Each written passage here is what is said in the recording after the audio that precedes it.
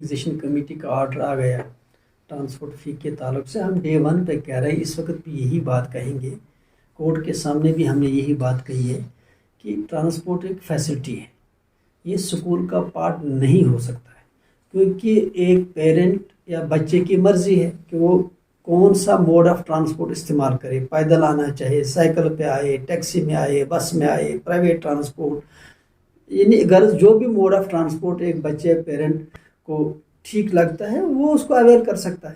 School transport facility دینے کے لیے نہیں ہوتا ہے, اسکول بیسیکلی تعلیم دینے کے لیے ہوتا ہے. اسکول کا کام ہے ایجوکیشن دینا, اکیڈمکس. ہمارا کام تھوڑا ہے ٹرانسپورٹ چلانا.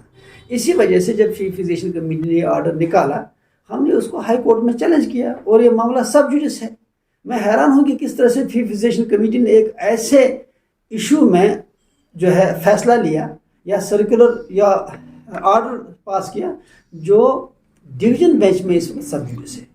تو لہٰذا ہم ایک بار پھر فی کمیٹی کو بھی ریپرزینٹ کریں گے اور ہائی کورٹ میں بھی جائیں گے, کیونکہ یہ معاملہ سب جوڈس ہے, اس میں فی کمیٹی کوئی فیصلہ نہیں کر سکتی ہے.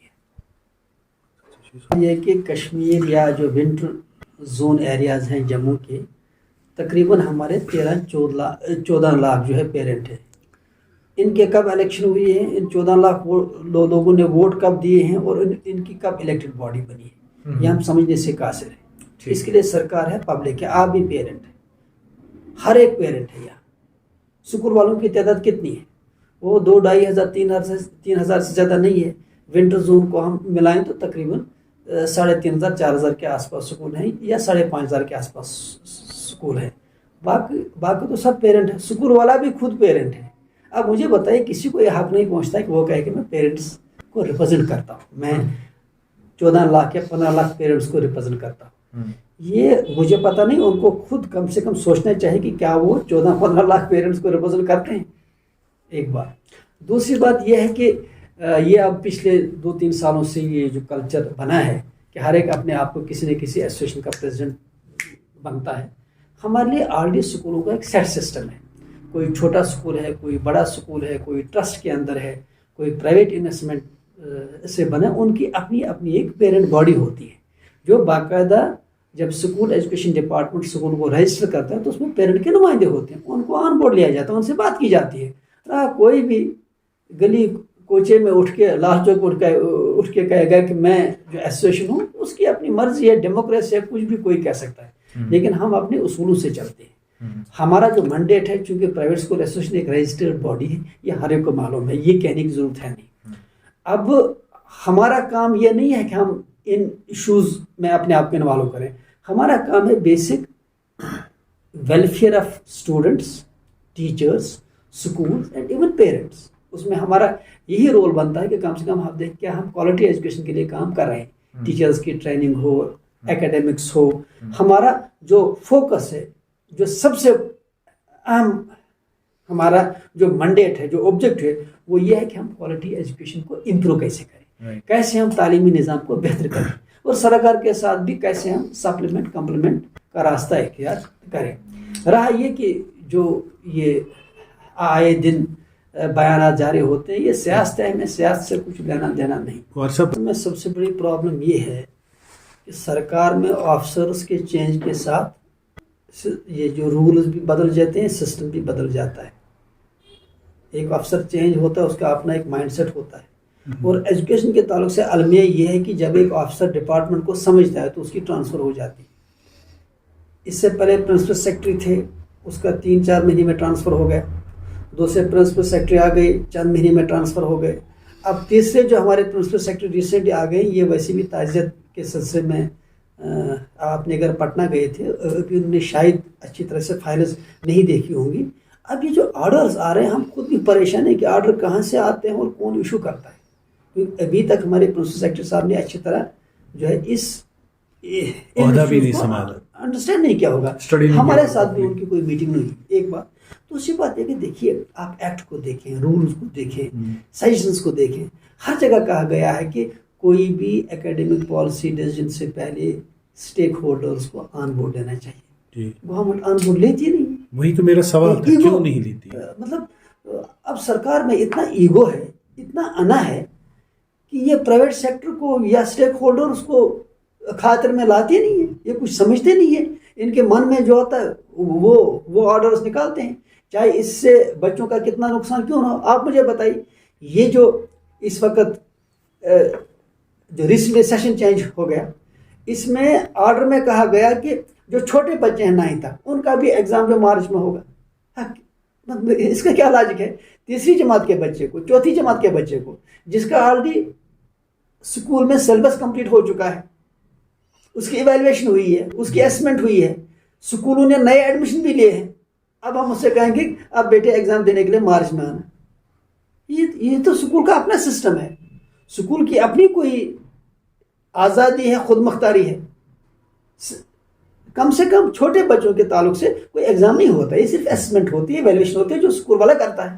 اب مجھے پتا ہے جو پیرنٹس پروگرام بناتے ہیں ونٹر میں باہر جانے کا، اپنے بچوں کو ساتھ لے جانے کا، وہ بھی اس وقت بے چین ہے۔ ایک بات، دوسری بات جو ہم یہاں پہ واضح کرنا چاہیں گے